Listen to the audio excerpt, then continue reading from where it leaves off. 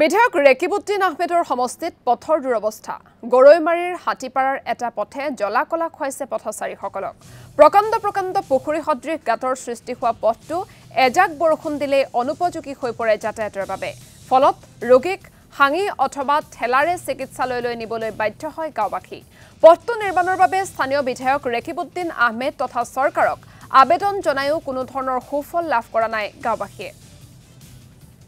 ইয়াৰ দৃশ্যাংশ আপোনালোকক দেখুৱাইছো পথ চোৱাৰ দুৰৱস্থাৰ বাবে জলাকলা খাবলগীয়া হৈছে ৰাইজে আচলতে এই চোৱা পথ নে পথাৰ নে পুখুৰী সেয়া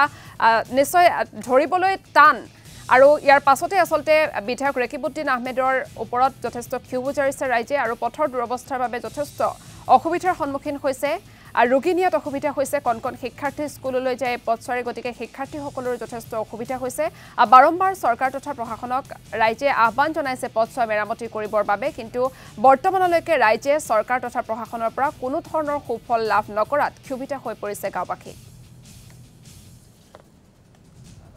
আমি সমস্যাত ভুগিছো কিয়নো আমাৰ এইখন ৰাস্তাত আজিও বোকা আছে আমাৰ লৰা ছোৱালীবোৰ বিদ্যালয়ত যাব নোৱাৰে আমাৰ এই ৰাস্তা বেয়া হোৱাৰ কাৰণে আমাৰ এম্বুলেন্স আহিব নোৱাৰে আৰু মানুহবোৰ মানে বেমাৰত পৰিলে আমি অতি সোনকালে মেডিকেলত যাব নোৱাৰো কিয়নো এম্বুলেন্স নাহিলে আমি কেনেকৈ বেমাৰীবোৰ চিকিৎসালয়ত লৈ যাম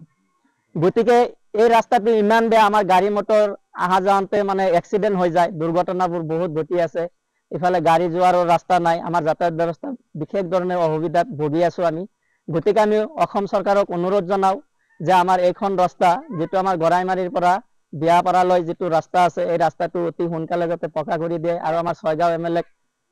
ডাঙৰীয়াক আমি অনুৰোধ জনাইছো যে আমাৰ এইখন ৰাস্তা অতি সোনকালে যাতে